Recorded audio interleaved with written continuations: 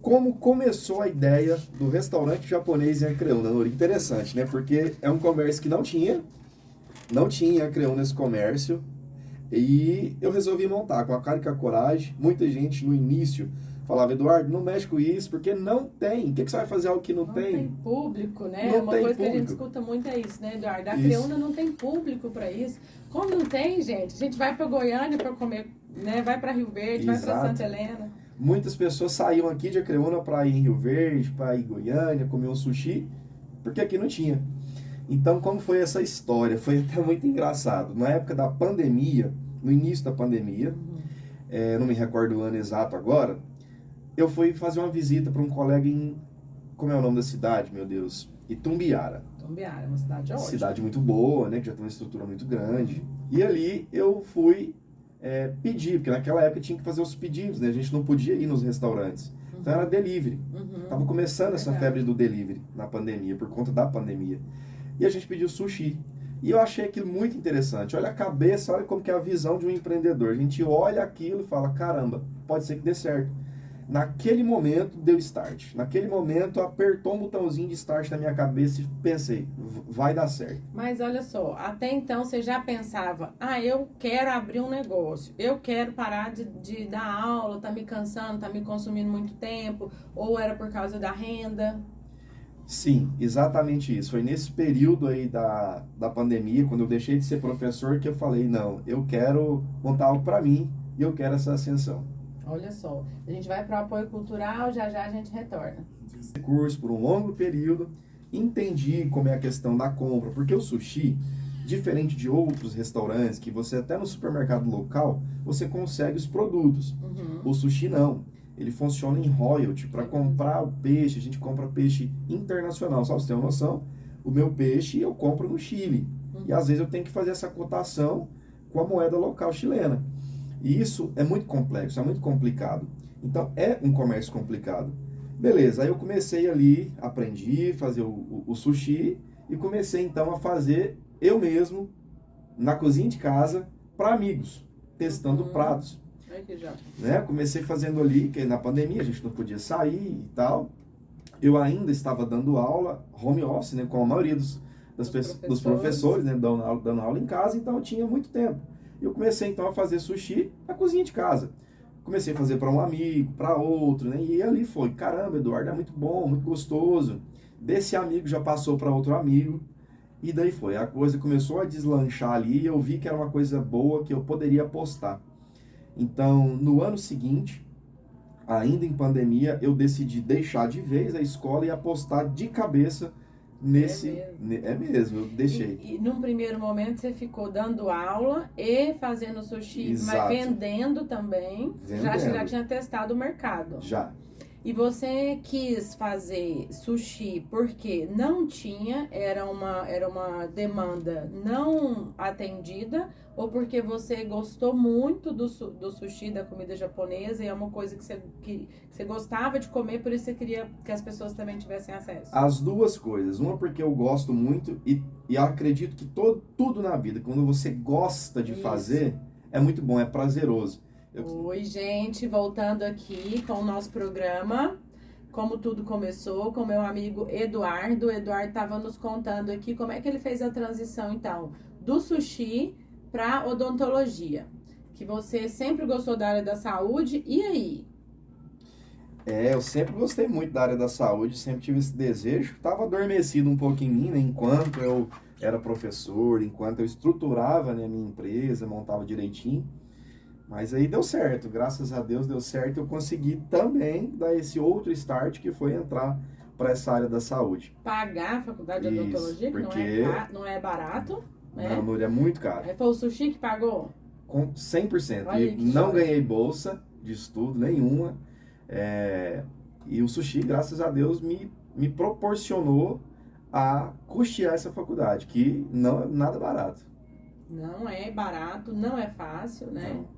E o Eduardo é assim, tudo que ele pega para fazer, ele faz muito bem feito. Eu falo isso. Quando você começou a trabalhar com odontologia, eu falei o seguinte, conhecendo Eduardo como pessoa, que é uma coisa que eu gostaria que você falasse isso também.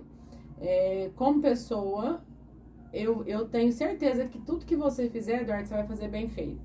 A gente vê que você faz com critério, né? Com uma mente mais amadurecida, porque com certeza você foi estudar o mercado, você foi buscar informações, as suas informações são consistentes, aquilo que você faz traz segurança, né? Então, e não é só em um mercado, um nicho, é tudo. Então, tudo que a gente vai falar com você, que você tem conhecimento, você traz essa segurança. Então, isso é muito importante para o profissional, não é? É muito importante, é aquilo que eu falei mais cedo.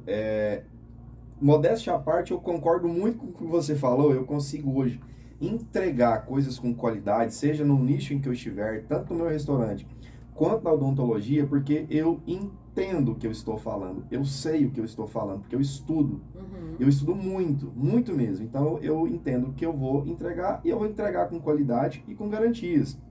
E eu também falo para todas as pessoas que empreendem, não é só começar a vender, não. Você tem que entender o seu mercado. E na odontologia foi assim também. Então, o porquê que eu quis ser odontopediatra? Cuido de adulto também? Cuido de adulto também. Mas hoje o meu foco principal é na odontopediatria. E eu tenho um pezinho, isso também, a raiz foi de quando eu era professor, né? Trabalhar com a molecada, com a criançada. Sim, verdade. Então, sempre esteve comigo essa questão da criança. Eu gosto muito de criança, sou apaixonado por criança. Então, assim, eu tenho um dom mesmo para mexer com a molecada, com a criança. Hoje, eu atendo bastante mesmo criança em Creúna. Já tinham tentado remover a cárie e ela não deixava de jeito nenhum.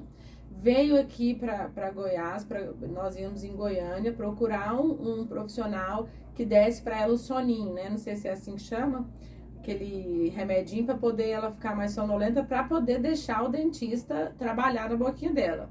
E aí eu fui lá no Eduardo, falei, Eduardo, será que você consegue? Vamos ver, você tem o soninho? Vamos ver. Não, Noira, eu não tenho o soninho aqui em Creúna. Não, mas traz aqui para eu poder ver, pra gente tentar. Eu tenho certeza que ela vai deixar. E assim foi. Levei a Antonella lá e o Eduardo, assim, né, com todo esse jeitinho dele, esse cuidado que ele tem, né, ele conseguiu convencer e deixar a Antonella trabalhar, né, e deixar trabalhar na boquinha dela, removeu as cáries e todo mundo ficou feliz e impressionado porque ele conseguiu fazer o trabalho na boquinha da Antonella, né? Então, realmente, ele tem todo esse cuidado, essa atenção. E falando de criança especial, então, aí que nós precisamos mais ainda de um profissional que tenha eu acho que é um dom, viu, Eduardo? Eu não sei se eu acredito que todo seja mundo também. consegue fazer isso, não. Não. Eu acho que é um dom que a pessoa nasce ali, ela tem aquela habilidade, ela tem aquela disposição de cuidar dessas crianças, né? Que são especiais. Então, nós queremos deixar aqui essa dica e deixar para vocês também a oportunidade de tratar da sua criança especial em Acreúna, que é uma coisa que eu falo muito.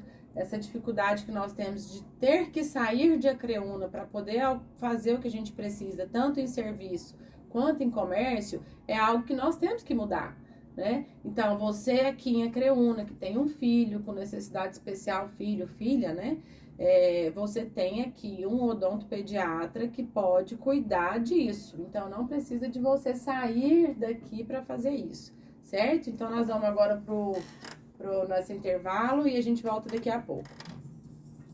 A higiene do mamá, né? Quando era pequenininho, quando elas eram pequenininhas, para fazer essa higiene depois da mamadeira, a gente usava a fraldinha molhada, né, para passar ali. Às vezes ele não quer, não sei, ó, o doutor às vezes vai me corrigir aqui.